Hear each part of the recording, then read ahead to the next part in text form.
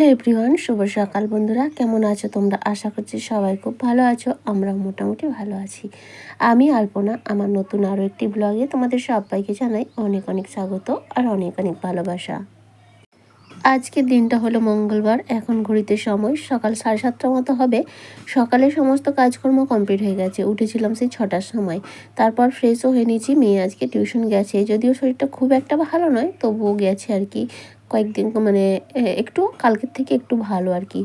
তো সেই জন্য আজকে গিয়েছে। আর এখন আমি এই যে ফ্রেশ হয়ে চলে এসে জামা কাপড়গুলো ধুয়েছিলাম, কয়েকটা জামা কাপড় মেলে দিচ্ছি। আর ওদিকে তোমাদের দাদাভাই যাচ্ছে দুধ আনতে। সকাল সকালই উঠে পড়ছে, মেয়েকে টিউশন দিতে গিয়েছিলো সেই জন্য। চলো বন্ধুরা, আজকে এখন থেকেই তোমাদেরকে সাথে নিয়ে আজকের ভিডিও শুরু করছি।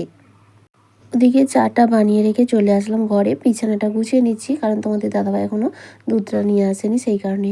আর আজকে মেয়ে স্কুলে যাবে, সেই জন্য রান্নাবান্নাও করতে হবে, তাই তাড়াহুড়ো করছি আর কি। সকালবেলা রান্না থাকলে তাড়াহুড়ো করে কাজ করতে হয় ঠিকই, তবে একটা জিনিস ভালো হয়, 10টা 10:30টার পর কিন্তু আমি অনেকটা ফ্রি হয়ে যাই, তখন অনেক কাজ করা যায় টুকটুক করে। আসলে আমাদের সংসারে রান্নাই তো বড় কাজ, তবে রান্নাটা যদি কমপ্লিট থাকে তাহলে কিন্তু আর যে যত কাজই হোক না কেন সেগুলো মনে হয় না যে কাজ হচ্ছে বলে, তাই না? তো রান্নাটা কমপ্লিট থাকলে যেন মাথাটা নিশ্চিন্ত থাকে আর কি। তো যাই হোক, সেই জন্যই সকালটা একটু তাড়াহুড়ো করে রান্নাটা করতে হয়, করে দিই। কারণ কি, সেই মেয়ে তো আসে 3:30টার সময়, তখন ঠান্ডা হয়ে যাবে, ঠান্ডা ভাত খাবে। আর দুপুরবেলা আমরা খাবো মেয়েকে ছাড়া, সেটা যেন একদমই ভালো লাগে না। তো সকালবেলা রান্না করে দিলে ও খেয়ে গেল, তারপরে দুপুরে আমরা খেলাম, ঠিক আছে। তো আমি না কিছুতেই পারি না যে মেয়ে খেয়ে যাবে না, আমি তখন দুপুরে খাবো, একদম আমার গালে ভাত উঠবে না। তো এই জন্যই আর কি করে দিই সকালবেলা তাড়াহুড়ো করে। যা দুগাল খায়, খুব বেশি তো খায় না, তবুও যতটুকু খাই গরম গরম খেয়ে নিল, আমিও নিশ্চিন্ত হলাম। এখন এমন একটা ওয়েদারের সম্মুখীন আমরা হয়েছি, একদম বাজে। সেটা হলো দিনের বেলা বীভৎস গরম লাগে, আর সন্ধ্যার দিকে আর সকালের দিকে তীব্র ঠান্ডা লাগে। তো এই ওয়েদারের জন্যই না প্রত্যেকের বাড়িতে দেখো কফ সর্দি লেগেছে। এমনিতে তো সিজন চেঞ্জের সময় একটা হয়, তারপরে আবার এরকম একটা বীভৎস ওয়েদার, তো মেয়েরও ভীষণ ঠান্ডা লেগে গেছে, মানে কফ হয়ে গেছে, আর তার সঙ্গে আমারও হয়ে গেছে। তবে এই কফ সর্দি জ্বর এমনই একটা জিনিস, একটা বাড়িতে প্রবেশ করলে কিন্তু প্রত্যেকটা মানুষের কম বেশি হয়েই থাকে। তো যাই হোক, কিছু করার নেই, সিজন চেঞ্জের সময় তো প্রত্যেক বাড়িতেই হয়। তাই জন্য কালকে মেয়েকে টিউশন পাঠিয়েছিলাম না আর কি, কারণ যার কাছে পড়তে যায় ওনারা বাড়িতে বাচ্চা আছে, তো আমিও একটা বাচ্চার মা, সেই জন্য ভাবি ওইসব যেহেতু সমস্যা একটু হয়, তো সেই জন্য ভাবলাম তার বাড়িতেও বাচ্চা আছে, কি দরকার। তবে আজকে যে পাঠিয়েছি তাকে ফোন করে জিজ্ঞাসা করেই পাঠিয়েছি। তাই যাই হোক, ওদিকে ঘরে বিছানাটা গুছিয়ে চলে আসলাম এই যে রান্নাঘরে। চাটা তো আগেই করেছিলাম, এখন চাটাও ছেঁকে নিচ্ছি। চাটা খেয়ে তারপর চটপট রান্না বসিয়ে দেবো, কারণ এদিকে অনেকটা বেলাও হয়ে গেল, প্রায় 8:30 বেজে গেছে। তো তাড়াতাড়ি টাইমের মধ্যে কাজগুলো কমপ্লিট করতে পারলে খুব ভালোই হয়। তারপরে অফ ক্যামেরায় কয়েকটা কাজ সেরে নিয়েছি, রান্নাবান্না কিন্তু বসিয়েও দিয়েছিলাম আগেই। ভাতও প্রায় ফুটে গেছে। আর এদিকে দেখো মাছ রান্না করব, সেই জন্য মাছের মশলাটা করে নিচ্ছি। আর আজকে কি রান্না করব বলো তো? মাছ রান্না করব, আর সঙ্গে সজনা ফুলের বড়া করব।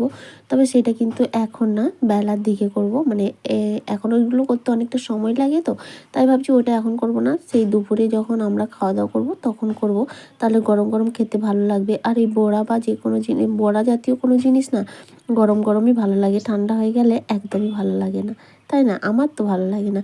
আর এই সময়টা সজনা ফুল খাওয়া কিন্তু ভীষণ জরুরি।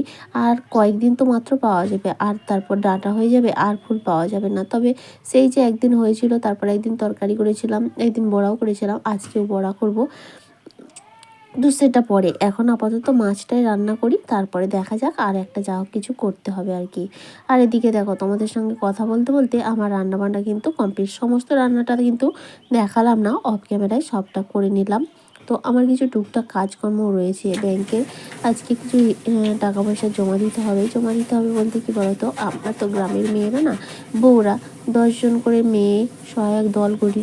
তোমরা অনেকেই যারা যারা গ্রামে বাস করো তারা নিশ্চয়ই জানো, এর থেকে আমরা একটা সুবিধা পাই, কি বলো তো? আমরা মাসে মাসে 100 টাকা কি 200 টাকা কি 50 টাকা একটা ফিক্স থাকে আমাদের, যেমন 100 টাকা আছে, মাসে মাসে 100 টাকা আমরা ব্যাংকে জমা দিই। সেই টাকার দরুন আমাদেরকে কিন্তু লাখ লাখ টাকার লোন দেয় ব্যাংক, বিনা মানে স্বার্থে, কোনো কিছু জিনিস না দিয়েই। এমনি বাইরে থেকে তুমি যদি টাকা ঋণ করতে যাও, হয় তোমাকে বেশি সুদ দিয়ে নিতে হয়, না হলে কোনো গোল্ড বা কিছু দিয়ে দিতে হয়।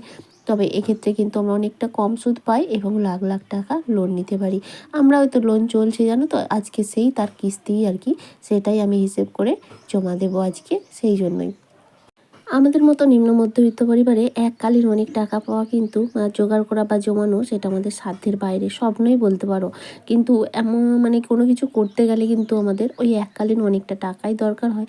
আর সেটা আমাদের কিন্তু এইভাবেই করতে হয়। আমাদের এটা অনেকটা সুবিধে, ঘরে বসে মানে বিনা পরিশ্রমেই বলতে পারো, বিনা পরিশ্রমে বিনা শর্তে আমরা লাখ লাখ টাকা আমাদের ব্যাংক দিচ্ছে। হ্যাঁ, অবশ্যই সুদ নেয়, কিন্তু অনেকটা কম হার। বাইরের যে সুদ তার থেকে অনেকটা কম হারে সুদ পাই। সেই টাকা নিয়ে কিন্তু আমরা অনেক কাজে লাগাতে পারি। কেউ ব্যবসা বাণিজ্য করতে পারে বা ঘরের কোনো কাজকর্ম যে কোনো কাজে লাগাতে পারি। এটা কিন্তু আমাদের ভীষণ সুবিধাজনক। তো যাই হোক, আমরা আগের বারে 4.5 লাখ টাকার লোন নিয়েছিলাম। তো এইবার এই লোনটা শোধ হলে আবারও নেব প্রত্যেকটা বছর। মানে একটা লোন নেওয়া হয়, তারপরে কী বলো, ধরো আমি 50,000 টাকার লোন নিলাম, সেই 50,000 টাকাটা কোনো একটা কাজে লাগালাম, কিন্তু ওই 50,000 টাকা একবারে জমানো আমাদের কাছে কিন্তু অনেক সময় লাগবে। আর কয়েক কথায় কি বলবো, হবে কিনা সেটাও বলতে পারবো না। কিন্তু ওই 50,000 টাকা দিয়ে কোনো কাজ করতে গেলে আমরা এককালীন টাকাটা পেয়ে গেলাম, কাজটা করলাম, সেই টাকাটা মাসে মাসে কিছু কিছু দিয়ে কিন্তু আমরা শোধ দিই। এটা অনেকটা সুবিধা, তাই না? তো যাই হোক, ওদিকে টাকাপত্র গোছগাছ করে রেখে দিয়ে সমস্ত হিসেবটা করে নিলাম, তোমাদের দাদাভাইকে পাঠাবো আর কি। আর তারপরে ওই ঘরের বিছানাটা গুছিয়ে নিলাম। তারপরে না, এই যে গরমের দিন পড়তে শুরু করেছে না, আর এই যে দিনের বেলা প্রচণ্ড গরম লাগে, এই যে রোদের তাপ, সেই জন্য না প্রচণ্ড ধুলো হতে শুরু করেছে। তাই একটু গোবর দিয়ে লেপে নিচ্ছে। সকালবেলা তো সময় হয় না, তো এই সময়টা যেহেতু রান্নাবান্না কমপ্লিট, ফাঁকা আছে, বাড়িতেও কেউ নেই, সেই জন্য নাতাটা দিলে শুকিয়েও যাবে আর আমার কিন্তু কাজটাও হয়ে যাবে। চলো, কাজটা করতে করতে আমার ভিডিওতে যারা কমেন্ট করেছো তাদের নামগুলো নিয়ে নিই। মৌসুমি পাল দিদিভাই কমেন্ট করেছো, অনেক দিন পরে জিজ্ঞেস করেছো কেমন আছো। অনেক দিন পর কমেন্ট করলাম। হ্যাঁ গো, মোটামুটি আছি তোমাদের ভালোবাসায়। তোমরা কেমন আছো অবশ্যই জানিও। তুমি জানিয়েছো যদিও ভালো আছো, তো থ্যাংক ইউ সো মাচ গো দিদিভাই। এইভাবেই তোমরা মাঝে মধ্যে কমেন্ট করো, তাহলে আমার ভালো লাগবে। কমেন্ট করেছে MJ অধিকারী ফ্যামিলি, আর কমেন্ট করেছে Prashanta Haldar. Thank you so much, তোমাদের সবাইকে অসংখ্য ধন্যবাদ এত সুন্দর সুন্দর কমেন্ট করার জন্য এবং পাশে থাকার জন্য। সেই সঙ্গে একটা রিকোয়েস্ট, আগামী দিনগুলোতেও তোমরা এইভাবেই আমার পাশে থেকো। তোমাদের সঙ্গে কথা বলতে বলতে আমার কিন্তু নাতা দেওয়াটাও সম্পূর্ণ কমপ্লিট। আর মাটির ঘর নাতা দিলে যে এত সুন্দর লাগে কি বলবো। তারপরে স্নান টান করে পুজো দিয়ে খাওয়া দাওয়া করতে বসে গেছি। আজকে রান্না করেছিলাম এই তো মাছ, সজনা ফুলের বড়া বানিয়েছি এই এখনই গরম গরম, আর রান্না করেছিলাম শুক্তো, সঙ্গে দিয়েছিলাম পেঁপে সেদ্ধ। তো এই হলো আমাদের আজকে দুপুরের খাওয়া দাওয়া। চলো চটপট দুজনে খাওয়া দাওয়াটা সেরে নিই, মেয়ে তো এখন স্কুলে রয়েছে। শুক্তো আর মাছটা আগেই করে নিয়েছিলাম, আর বড়াটা এখনই রান্না করলাম, আর দুটো কিন্তু আবার গরম করে নিয়েছি। কারণ ভাত তো ঠান্ডা হয়ে গেছে, তরকারিও ঠান্ডা খেলে ভালো লাগবে না, তাই তরকারিটা গরম করে নিলে ভাত রান্নার সঙ্গে খেতে বেশ ঠিকঠাক আছে আর কি। তারপরে দেখা হচ্ছে বিকেলে। বিকেলে আবার সকালের মতো কাজকর্ম তো রয়েছে, ঘর দরগুলো ঝাড় দিয়ে নিচ্ছি। মেয়ে স্কুল থেকে চলে এসেছে, খাওয়া দাওয়া করে ও চলে গেছে খেলতে। তোমাদের দাদাভাই গেছে জমিতে, আমাদের আলু জমিতে আলু হচ্ছে জল দেওয়ার জন্য। এটাই হয়তো লাস্ট, আর দিতে লাগবে না। এরপর এই জল শুকিয়ে গেলে গাছও হয়তো নষ্ট হয়ে যাবে, তারপরে আলু খুলে নিতে হবে, মানে খোলার সময় হয়ে এসছে আর কি। যাই হোক, চলো আমি এখন ঘর দুয়ারটা ঝাড় দিয়ে নিয়েছি, বাড়িটাও ঝাড় দিয়ে নিই। তারপরে অনেক দিন ধরে ভাবছি, সবসময় সংসার সংসার কাজ কর্ম এই সমস্ত কিছু নিয়ে নিজের একদম যত্ন করা হয় না। এখন মনে মনে ভাবছি নিজের যত্ন কিন্তু অবশ্যই করা দরকার। কারণ নিজে যদি না ভালো থাকতে পারি, আমার মেয়েকে বা সংসারকে স্বামীকে কীভাবে ভালো রাখবো। আগে তো নিজের ভালো থাকা জরুরি, কারণ আমি সবার খেয়াল রাখতে পারবো, আমার খেয়াল রাখার মতো কিন্তু কেউ নেই। আর সেই জন্যই মনে মনে এখন ভাবছি আর কি। কখনো কখনো ভাবি, আবার কখনো কখনো এমন মানসিকতা তৈরি হয়ে যায় গো, ইচ্ছাই করে না কোনো কিছু করতে। তো কখনো কখনো মনটা যখন ফ্রি থাকে অনেক কিছু চিন্তা ভাবনা করি, অনেক কিছু ভাবনা চিন্তা নিজেকে বোঝাই। তো ওই যে না, মানে সান্ত্বনা দেওয়ার মতো আমার কেউ নেই। আমাকে নিজেকেই নিজে সান্ত্বনা নিতে হয়, নিজেকে নিজের মনটাকে গঠন করে নিতে হয়, কিভাবে চলবো কিভাবে করব। তো সেই থেকেই আর কি কখনো কখনো পজিটিভ চিন্তাভাবনা আসে, আবার কখনো কখনো নেগেটিভও চলে আসে। কি করব বলো। যাই হোক, চলো তোমাদের সঙ্গে কথা বলতে বলতে ওদিকটা কিন্তু ঝাড় দেওয়া হয়ে গেল, আর এখন এই যে এই সাইডটাই ঝাড় দিয়ে দিচ্ছি। বিকেলবেলা আমার সেরকম কোনো কাজ থাকে না, জলের কাজ তো রাখিই না। খুব রেয়ার এক আধ দিন যেটা দুপুরে ধোয়া হয় না হয়তো কোনো কারণে, সেই দিনই রাখি। না হলে বিকেলে শুধু কাজ বলতে জামা কাপড় গোছানো, ঘর দোয়ার ঝাড় দেওয়া, এইটুকুই থাকে আর কি, টুকটাক এরকমই। কারণ বেশিরভাগ দিনই তো তোমরা জানো মেয়ের সঙ্গে আমাকে যেতে হয়, সেই জন্যই আর কি এইগুলো। বিকেলে কোনো কাজ আমার ভালো লাগে না, দুপুরে খাওয়া দাওয়া পর্যন্ত ঠিক আছে, এরপর কোনো কাজ করতে ইচ্ছা করে না। তারপরে দেখো এই যে বললাম না নিজের যত্ন করবো, তাই একটু চারকোলের মাস্ক লাগিয়ে নিয়েছি। তারপরে মাস্কটা শুকনো হতে সময় লাগবে, তো জামা কাপড়গুলো গুছিয়ে নিয়েছি। অনেক দিন আগে অনলাইন থেকে নিয়েছিলাম, প্রায় শেষ হয়ে গেছে, লাগাতে গিয়ে দেখলাম একদমই আর নেই। তো যাই হোক, জিনিসটা কিন্তু ভীষণ ভালো, নিজেদের যত্ন করার মতো অবহেলা হয়। প্রচুর সময় মানে সময় বের করলে হয়তো হবে, কিন্তু সেটা করা হয় না, সেই জন্যই অবহেলা করা হয়। আজকে লাগিয়েছি, আর এটা না আমার ভীষণ ভালো লাগে। যখন এটাকে তোলা হয় একটু কষ্ট হয় ঠিকই চুলে টুলে লাগলে, কিন্তু মুখের থেকে যখন তোলা হয় ভীষণ ভীষণ আরাম লাগে আমার। অন্য কার কী হয় জানি না, তবে আমার কিন্তু ভীষণ ভালো লাগে। আর এইগুলো আজকে কেচে দিয়েছিলাম, এই কাঁথা কম্বল সমস্তটা। তোমাদের দাদাভাই ডিউটি নিয়ে গেছিলো, তো সবটা কেচে নিয়েছিলাম, আর এগুলো এখন গুছিয়ে নিচ্ছি। মোটামুটি তোমাদের দাদাভাই ডিউটিতে যা নিয়ে গেছিলো সম্পূর্ণটা কেচে নিয়েছি, আর কিছুই নেই, শুধু ব্যাগ একটা আছে। একটা ব্যাগ কেচে নিয়েছিলাম, দুটো ব্যাগ নিয়েছিল, একটা ব্যাগ কেচেছিলাম, আর একটা ব্যাগ আছে কাচিনি। এই কারণে যে আবারও তোমাদের দাদাভাই শনিবার দিন একটা মানে একদিন বাইরে যাবে আর কি, ক্যাটারিং রয়েছে ট্যুরেতে আর কি, সেই জন্য। তো সেই জন্য সেই ব্যাগটা রেখেছি, যদিও নিয়ে যায়।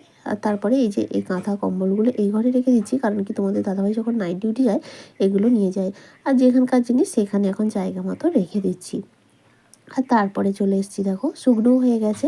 এখন এই চারকোল মাস্কটা তুলবো, ভীষণ ভালো লাগে। মাঝে মধ্যে তো চোখ দিয়ে জল বেরিয়ে আসে, কিন্তু এই যে তুলছি না এই জায়গাগুলো ভীষণ আরাম লাগে। তোমরা যারা যারা ব্যবহার করেছো বা করো তারা কমেন্ট করে জানিও তো সত্যিই কি ভালো লাগে। আমার কিন্তু ভীষণ ভালো লাগে, এই যে তুলছি ভীষণ ভালো লাগছে। কষ্ট হয় শুধুমাত্র এই কপালের জায়গাটা তুলতে, কারণ কপালে একটু লোম টোম রয়েছে, তো তো এই মুখের কাজটা তুলতে তো ভীষণ ভালো লাগে, দারুণ আরাম লাগছে, সত্যি কথা বলছি। আর এই জিনিসটা কিন্তু ভীষণ ভালো, দেখতেই পাচ্ছ মুখের গ্লোটা কিন্তু অন্যরকম হয়ে যাচ্ছে। কন্টিনিউ ব্যবহার করলে অবশ্যই কাজ হবে। যে কোনো জিনিস না দীর্ঘ সময় ধরে ব্যবহার করলে তার আমরা ফল পাই, কিন্তু ওই যে একদিন করে আর একদিন করে না। তাহলে চলো বন্ধুরা, কেমন লাগছে, টাটা আজকের মতো।